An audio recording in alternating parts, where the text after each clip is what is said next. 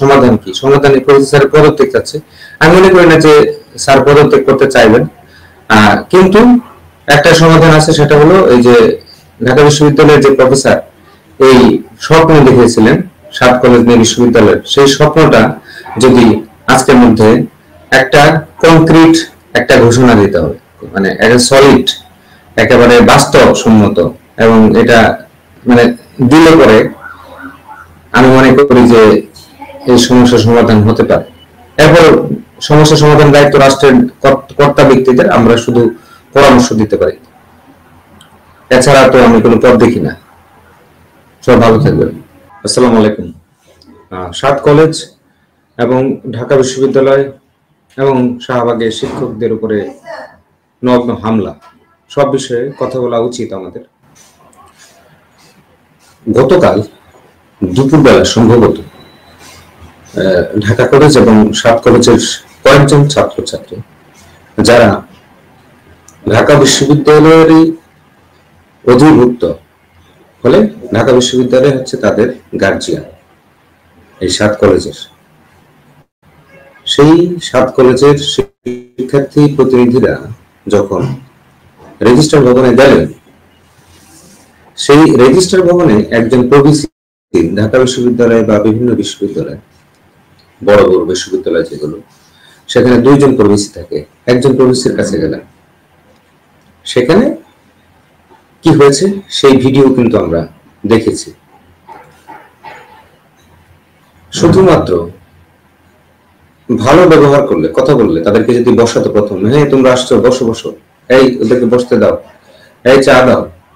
একজন ভিসি বা প্রভিসির রুম, বিশাল রুম থাকে, বিশাল, অনেক মানুষ সেখানে বসতে পারে। ওনারা তো অ্যাডমিন ক্যাডারের লোক না, ওনারা তো আর্মির লোক না, পুলিশের লোক না। এই যে ভিসি প্রভিসিরা, ওনারা তো শিক্ষক। তো শিক্ষক, তার কাছে যদি অন্য বিশ্ববিদ্যালয় থেকেও কেউ আসে, তার কাছে সবাই সমান হওয়া উচিত। ঢাকা কলেজের ছেলে যদি ঢাকা বিশ্ববিদ্যালয়ে যায়, তাহলে ঢাকা বিশ্ববিদ্যালয়ের শিক্ষকের ব্যবহার আরো ভালো হওয়া উচিত, কারণ তারা তো মেহমান। আর এটা তো মেহমানদারের বিষয় না, পেশাদারিত্বের বিষয়। শুধুমাত্র আন্তরিকতা ছাড়াও পেশাদারিত্বের সাথে এই ছেলে মেয়েদেরকে কালকে ডিল করা উচিত ছিল। তো সেই প্রভিসি মহোদয় করলেন না, উল্টো ধমকালেন, এবং তার যে রেজাল্ট হলো সেটা ভয়ানক। বিকেল 5টার সময় কিন্তু আমরা আমরা ফেসবুকে এসে কিন্তু এটা উল্লেখ করেছি যে এই ঘটনাটা তুলকালাম কাণ্ড ঘটে যেতে পারে যদি তার সুরাহা খুব দ্রুত না হয়। কালকে সুরাহা বলতে তারা দাবি জানাচ্ছিল যে this particular university administrator professor honourable pro-VC sir, he should say sorry, এতটুকুই শুধু। আর স্টুডেন্টদের মেন্টালিটি আমরা বুঝি তো, কারণ আমরাও এক সময় স্টুডেন্টই ছিলাম। এই ঢাকা কলেজেই আমি পড়েছি, নর্থ হোস্টেলে থেকেছি, 111, 311 ঢাকা বিশ্ববিদ্যালয়, এফ রহমান হল, 7 বছর সেশন জটের জন্য আমার হলে থাকতে হয়েছে। ফলে এত এলিট হওয়ার আমার সুযোগ নাই। আমি হলের মতো করে এখনো ঘুমাই, বিছানার এক প্রান্তে সোজা শটান হয়ে শুয়ে থাকতে হয়। ফলে স্টুডেন্টদের মেন্টালিটি আমি বুঝি। স্টুডেন্টরা কিন্তু ভেতর থেকে কখনো চায় না যে একজন টিচার এসে তার পায়ে ধরে মাপ চাবে। টিচার যদি এসে শুধু বলে যে দেখো আমার ভুল হয়ে গেছে, আসলে তখন আমি অ্যাবসেন্ট মাইন্ডেড ছিলাম, আমার মেজাজ খারাপ ছিল, নানান কারণ হতে পারে। আর কার বাসায় মেজাজ খারাপ থাকে, কারো তার পলিটিক্যাল বস হয়তো তার ফোন ধরে নাই, বা কেউ তাকে ধমক দিয়েছে, বা কারোর সাথে অভিমান, এইসব কারণ দেখিয়ে কিন্তু ক্লাসরুমে এই স্টুডেন্টদের সাথে খারাপ ব্যবহার করা যায় না। স্টুডেন্টরা বিশ্ববিদ্যালয়ে কিন্তু ধমক দিয়ে চলবে না, বিশ্ববিদ্যালয় কখনোই ধমক দিয়ে চলবে না। বিশ্ববিদ্যালয় শিক্ষা প্রতিষ্ঠান, ঢাকা কলেজ, ইডেন কলেজ, এগুলো সব বিশাল বিশাল, সোহরাওয়ার্দী কলেজ, কবি নজরুল, 7 কলেজের মধ্যে যারা আছে, তিতুমির, বাংলা কলেজ, এরকম ঢাকার বাইরে এরকম অনেক ঐতিহ্যবাহী, সিলেটে আছে, রাজশাহীতে আছে, সারা বাংলাদেশেই ময়মনসিংহে আছে, ছড়িয়ে ছিটিয়ে আছে বড় বড় কলেজ যাদের 100 বছরের ঐতিহ্য রয়েছে। ফলে কলেজের স্টুডেন্টদের, বড় বড় স্টুডেন্ট যারা, তাদের সাথে ধমক দিয়ে মিসবিহেভ করে, হ্যাঁ, তাদেরকে ডিল করা যায় না, সম্ভব না। They have their sense of respect, self dignity. আমার প্রমাণ হলে একবার এক টিচার খারাপ বিহেভ করেছিল, আমরা তাকে অবাঞ্ছিত করেছিলাম হলের মধ্যে। ফলে স্টুডেন্টদের মেন্টালিটি সম্পর্কে আমাদের খুব ভালো ধারণা আছে, এবং টিচারদের অবশ্যই এই মেন্টালিটিটা বোঝা উচিত যে স্টুডেন্টরা কি চায়। স্টুডেন্টরা কিছু চায় না, স্টুডেন্টরা চায় যে টিচাররা তাদের সাথে ভালো করে কথা বলবে, তাদেরকে একটু সম্মান দিয়ে কথা বলবে। টিচাররা যেমন সম্মান আছে, স্টুডেন্টদেরও সম্মান আছে। যার কথা হয়তো বেশি হয়ে যাচ্ছে। তো কালকে কিন্তু যদি বিশ্ববিদ্যালয় প্রশাসন থেকে ঢাকা কলেজের প্রিন্সিপাল স্যারের সাথে কথা বলে যদি দ্রুত যদি কেউ ফিজিক্যালি চলে আসতেন, ঢাকা কলেজের প্রিন্সিপাল স্যার যদি আগ বাড়িয়ে ঢাকা বিশ্ববিদ্যালয়ে চলে যেতেন, শিক্ষকরা যদি কালকে আরো সঠিক ভূমিকা রাখতেন, তাহলে কিন্তু এত বড় মারামারি এই ঢাকা বিশ্ববিদ্যালয়ের মধ্যে হয় না। কি ভয়ঙ্কর অবস্থা! হ্যাঁ, যখন ঢাকা কলেজ থেকে বা সাত কলেজ তো আসলে এখানে তেমন ছিল না, এই Nilkhet, new market, science lab, মূলত ঢাকা কলেজ, ওরা যখন ঢাকা বিশ্ববিদ্যালয়ে যাচ্ছিল তখনই আসলে একটা সম্ভাবনা তৈরি হয়। আমরা খুবই কিছু করার নেই, আমরা তো ওই অর্থে মানে খুবই দুর্বল প্রকৃতির লোক, মানে ছোট মানুষ, ফলে আমাদের কথা দিয়ে তো কাজ হবে না। তো যাই হোক, এটা কিন্তু সমাধানযোগ্য ছিল কালকে। তো আজকেও তো ব্লকেড শুরু হয়েছে, তাহলে এই ব্লকেড 9টা থেকে শুরু হওয়ার কথা, নিশ্চয়ই এখন ঢাকা শহরটা অচল হয়ে যাচ্ছে। এই অবস্থার তাহলে কি তারা 5 দফা দাবি জানিয়েছে। তাদের যে মূল যে একটা তো দাবি এখন এই প্রভিসি স্যারের করা, যাই হোক, এটা তো আর আমরা কিছু বলার নাই, আমাদেরই একজন সহকর্মী। এখন বাকি যে সমস্যা, বড় সমস্যা, মূল যে সমস্যা, সেটা নিয়েও কিন্তু আমাদের কথা বলা দরকার।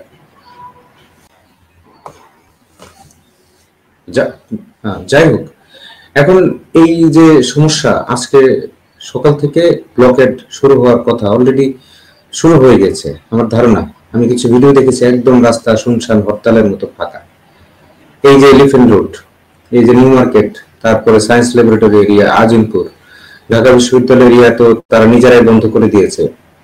কয়েকদিন পর পর এই পুরো এলাকাটা অচল হয়ে যায়। তাহলে আজকে যেটা ওয়ার্কিং ডে, আমি না হয় আমার অফিসে বসে বা বাসায় বসে, আমি ইউনিভার্সিটি টিচার, আমার হয়তো সুযোগ আছে কথা বলার এইভাবে, কিন্তু প্রতিদিন কত হাজার লক্ষ মানুষ, কত লক্ষ লক্ষ মানুষ এই দিক দিয়ে আসা যাওয়া করে, হাজার হাজার অফিসের কাজ করতে যারা বের হয়, তাদের কি দুর্ভোগ। যারা বিজনেস করে এলিফ্যান্ট রোডে যারা বিজনেস করে, তারা এই কয়েকদিন পরে ঈদ আসবে, রোজার পরে, তো ফলে এখন ধীরে ধীরে তাদের ব্যবসা বাড়তে থাকবে। নিউ মার্কেট এই বছরে 2-3 মাসের বিজনেস তারা করে, বিশেষ করে এলিফ্যান্ট রোডের ব্যবসায়ীরা, এবং সেইটা দিয়ে তার পুরো বছরটা চলে। তো নিউ মার্কেটে বৃষ্টি হলে ডুবে যায়, আগুন লাগে। নিউ মার্কেট এই ফুটপাতের ব্যবসায়ীদের এখন কি হবে তাহলে?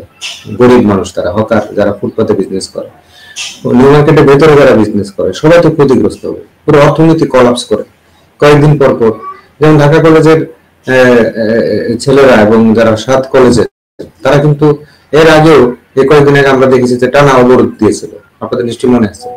তাদের যে মূল দাবিটা ছিল, সেটা ছিল যে একটা বিশ্ববিদ্যালয় করা, এই 7 কলেজ নিয়ে। তো তারা এই দাবিটা কেন করেছিল? কারণ তারা যে দুর্বিষহ অভিজ্ঞতার ভিতর দিয়ে যাচ্ছিল, সেটা যে কোনো মানবিক মূল্যবোধ সম্পন্ন মানুষের কাছে গ্রহণযোগ্য হবে না। যে অভিজ্ঞতার ভিতর দিয়ে তারা যাচ্ছিল, দুর্বিষহ অভিজ্ঞতা। আমি ঢাকা বিশ্ববিদ্যালয়ের ছাত্র হিসেবে তাদের কষ্টটা বুঝতে পারি।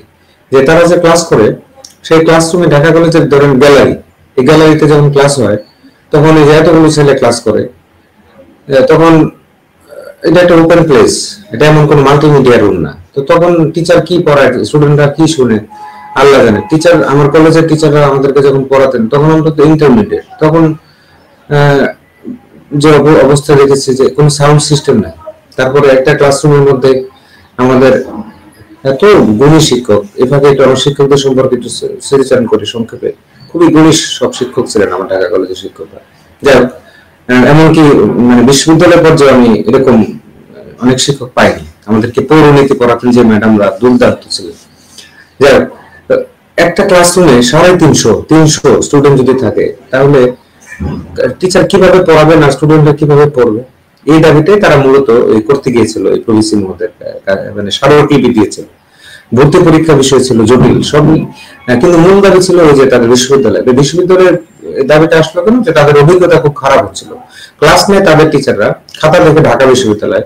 আচ্ছা, ঢাকা বিশ্ববিদ্যালয়, আমি তো একটা বিশ্ববিদ্যালয়ের টিচার, একজন বিশ্ববিদ্যালয়ের টিচার কতগুলো খাতা দেখতে পারে, কতগুলো খাতা খাতা দেখা মানে এটা তো বিশ্ববিদ্যালয়ের টিচারদের তাদের নিজেদের গবেষণা থাকে, কনসালটেন্সি থাকে, প্রাইভেট বিশ্ববিদ্যালয়ে পড়ায়, নিজেদের ক্লাস পরীক্ষার পরে আবার এই 7 কলেজের খাতা দেখা ফলে কি হতো যে রেজাল্ট পাবলিশে খুব দেরি হতো।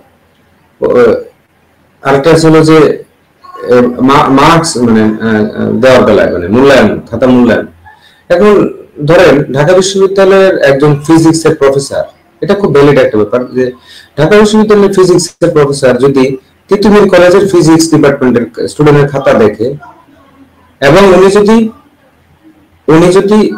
উনি যদি ওইটা আশা করেন যে তার ঢাকা বিশ্ববিদ্যালয়ের যে স্টুডেন্টরা যে খাতা যেভাবে জমা দেবে, যে মানের লেখা থাকবে সেই মান ঢাকা তিতুমির কলেজের ছেলেটাও দিবে, সেটা কি মানে বাস্তব সম্মত যৌক্তিক?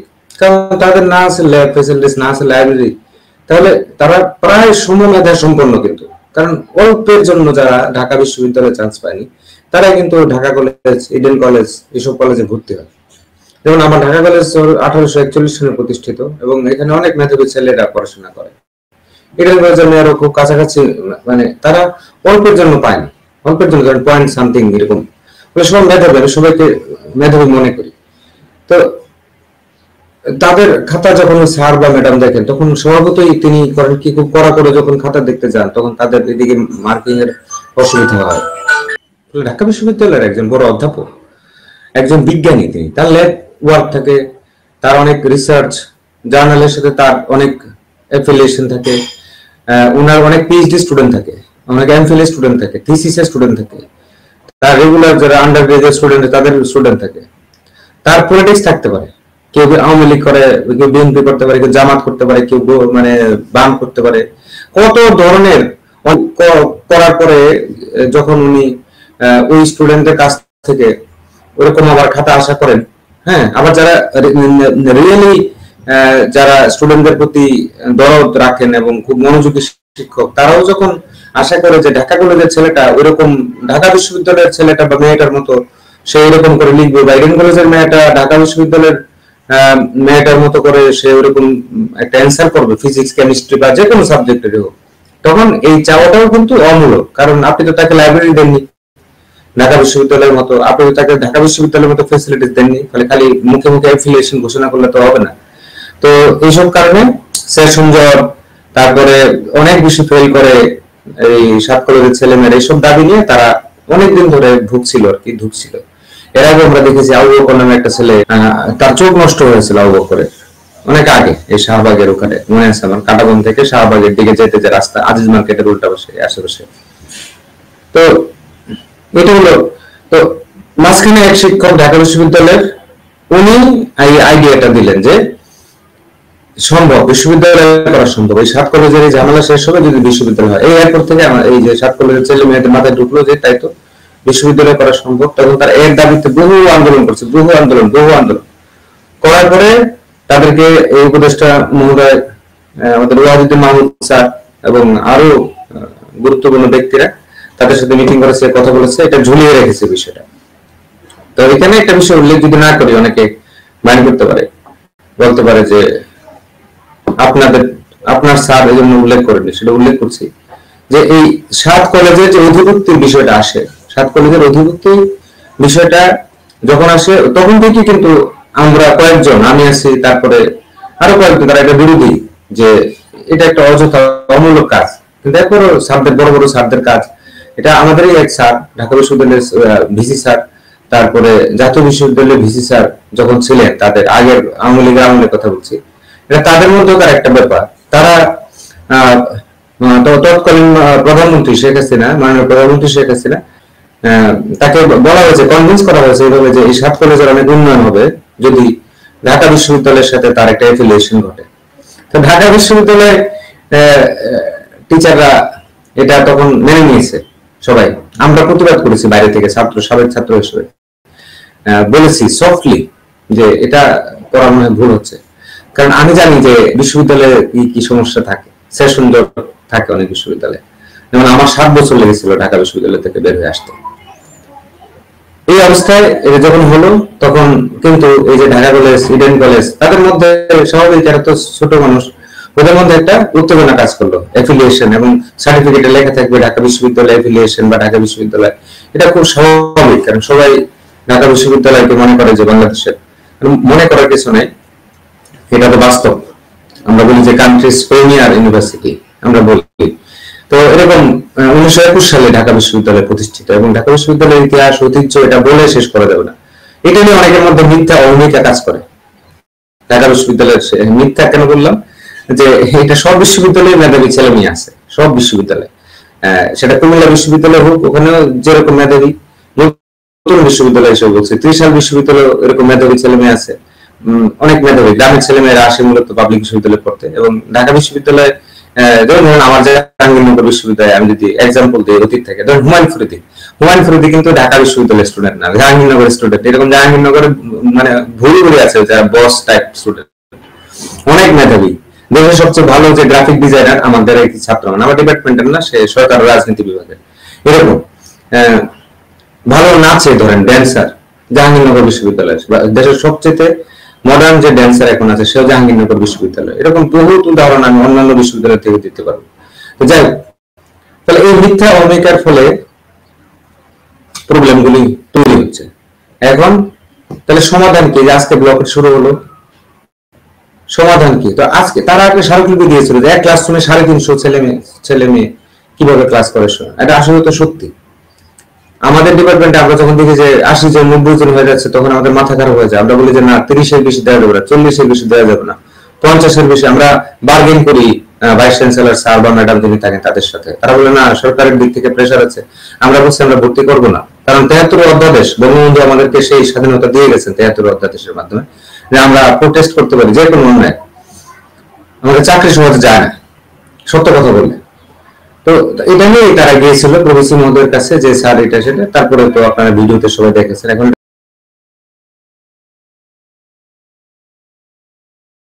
সমাধান কি? সমাধানে প্রভিসি স্যার পদত্যাগ চাচ্ছে। আমি মনে করি না যে স্যার পদত্যাগ করতে চাইবেন, কিন্তু একটা সমাধান আছে, সেটা হলো এই যে ঢাকা বিশ্ববিদ্যালয়ের যে প্রফেসর এই স্বপ্ন দেখেছিলেন 7 কলেজ নিয়ে বিশ্ববিদ্যালয়ের, সেই স্বপ্নটা যদি আজকের মধ্যে একটা কংক্রিট একটা ঘোষণা দিতে হবে, মানে একটা সলিড, একেবারে বাস্তবসম্মত, এবং এটা মানে দিলে পরে আমি মনে করি যে এই সমস্যার সমাধান হতে পারে। এরপর সমস্যা সমাধান দায়িত্ব রাষ্ট্রের কর্তা ব্যক্তিদের, আমরা শুধু পরামর্শ দিতে পারি। এছাড়া তো আমি কোনো পথ দেখি না। সব ভালো থাকবেন।